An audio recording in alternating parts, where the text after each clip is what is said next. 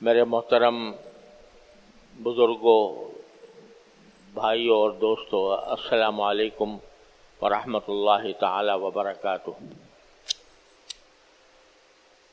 یہ سورہ حجرات کی ایک آیت ہے جس کا کچھ بیان میں نے پچھلے جمعہ میں بھی کیا تھا۔ اس کا پہلا جملہ یہ ہے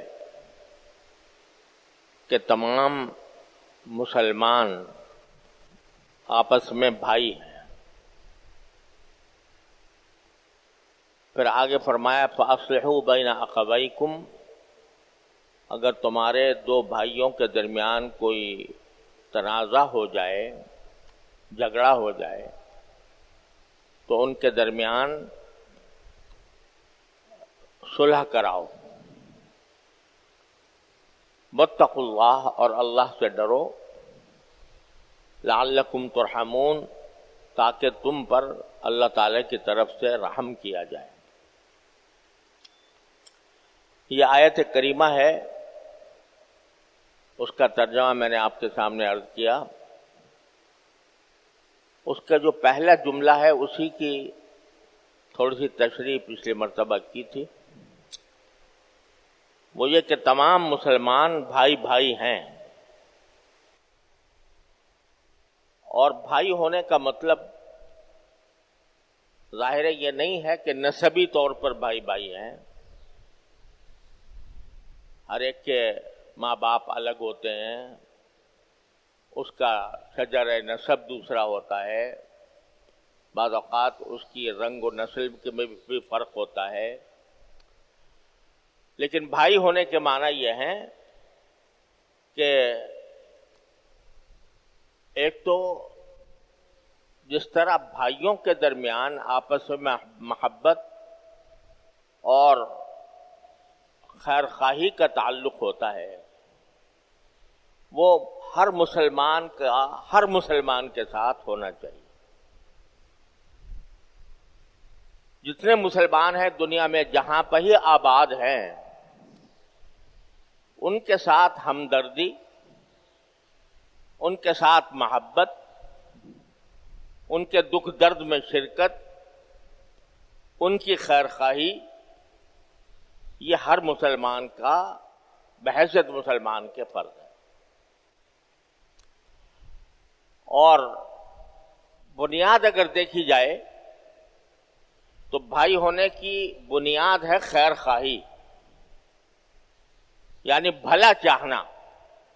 ہر آدمی کو چاہیے کہ ہر مسلمان کو چاہیے کہ دوسرے مسلمان کا بھلا چاہے، اس کے دل میں یہ جذبہ اور یہ خواہش ہو کہ اللہ تبارک و تعالیٰ اس کو دنیا اور آخرت دونوں میں بھلائی عطا فرمائے۔ اور اسی کو رسول کریم سرور دو عالم صلی اللہ علیہ وسلم نے ایک حدیث میں بیان فرمایا کہ الدین النصیحہ،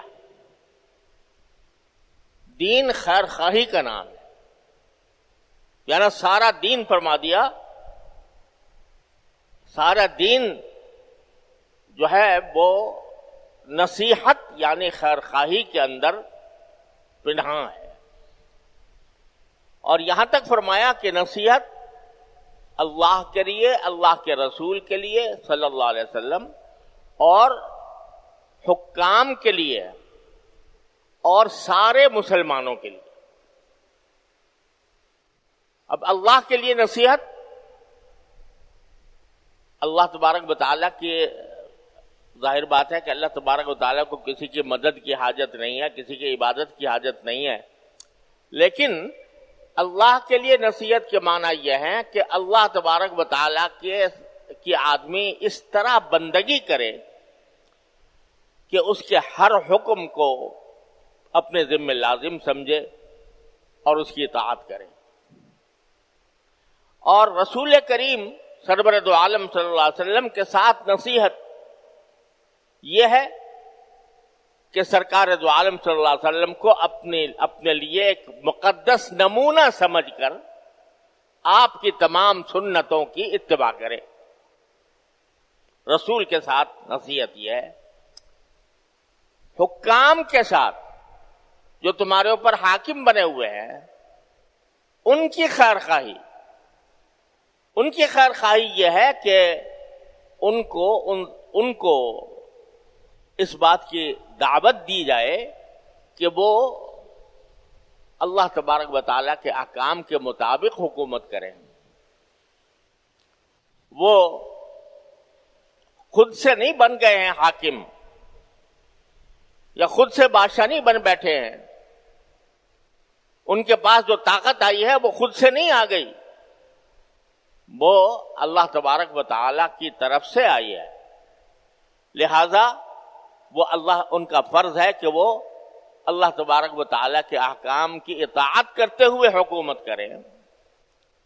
تو ان کے لیے بھی خیر خواہی یہ ہے کہ اگر کسی انسان کو موقع ہے ان تک بات پہنچانے کا تو محبت اور خیر خواہی کے ساتھ ان کو نصیحت کی جائے کہ تم نے جو راستہ اختیار کیا ہوا ہے مثلاً وہ غلط ہے اور صحیح راستہ یہ ہے، اور یہ ہم تمہاری خیر خواہی کے لیے کہہ رہے ہیں.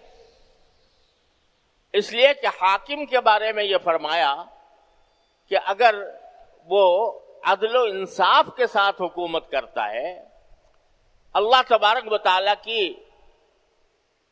احکام کی روشنی میں حکومت کرتا ہے، تو یہ ان 7 لوگوں میں شامل ہے جو آخرت میں اللہ تبارک و تعالیٰ اپنے عرش کے سائے میں رکھیں گے.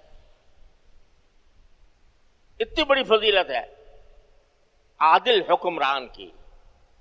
تو اس حکمران کو اس فضیلت کی طرف لانے کی کا دل میں درد ہو، دل میں جذبہ ہو کہ یہ کسی طرح اس معیار کے اوپر پورا اتر جائے.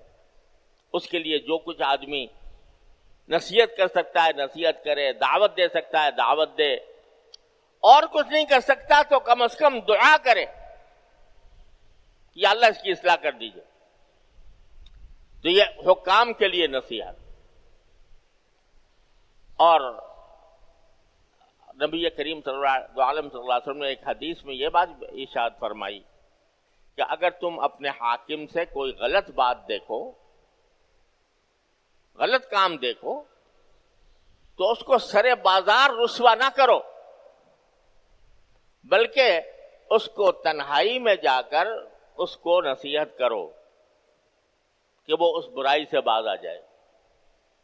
نصیحت خیر خواہی کے ساتھ، اس جذبے کے ساتھ نہیں کہ تو بیٹھا ہے تو تیرا بیٹھنا غلط ہے میں آؤں گا، اس جذبے کے ساتھ نہیں، بلکہ اس جذبے کے ساتھ کہ اس کی اصلاح ہو، وہ صحیح راستے پر چلے.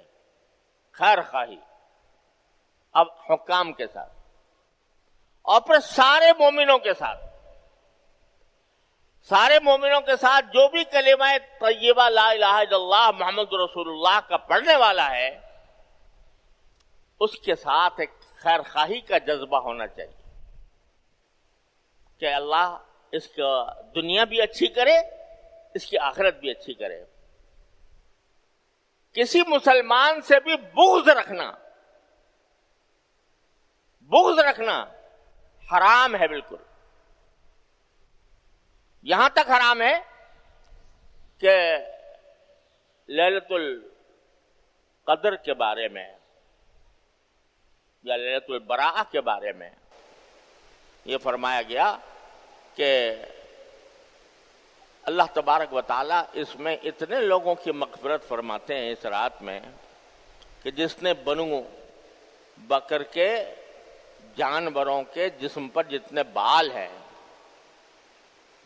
بکریوں کے اوپر جتنے بال ہیں، اتنے انسانوں کی مغفرت کرتے ہیں، مگر 2 آدمیوں کی اس دن بھی مغفرت نہیں ہوتی.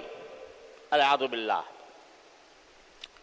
اس دن بھی 2 آدمیوں کے بارے میں اللہ نے اعلان کر دیا کہ 2 آدمی ایسے ہیں جن کی مغفرت نہیں ہو. ایک وہ جو اپنا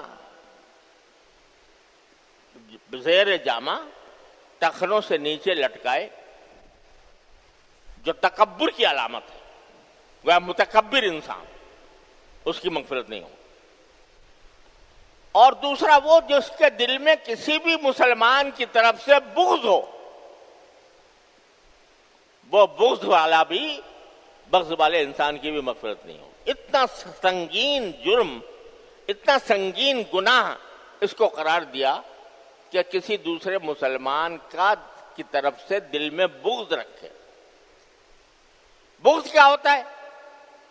بغض یہ ہوتا ہے کہ مجھے تو یہ آدمی بس برا ہی لگتا ہے، اور یہ اگر اس کو کوئی مصیبت پڑے میں خوش ہوں گا، اس کے اوپر کوئی آفت آ جائے مجھے میری خوشی کا سامان ہوگا، یا اگر ذلیل ہو جائے کہیں تو میری خوشی کا کوئی انتہا نہیں ہے، کیونکہ مجھے اس سے بغض ہے، اور بغض ہونے کی وجہ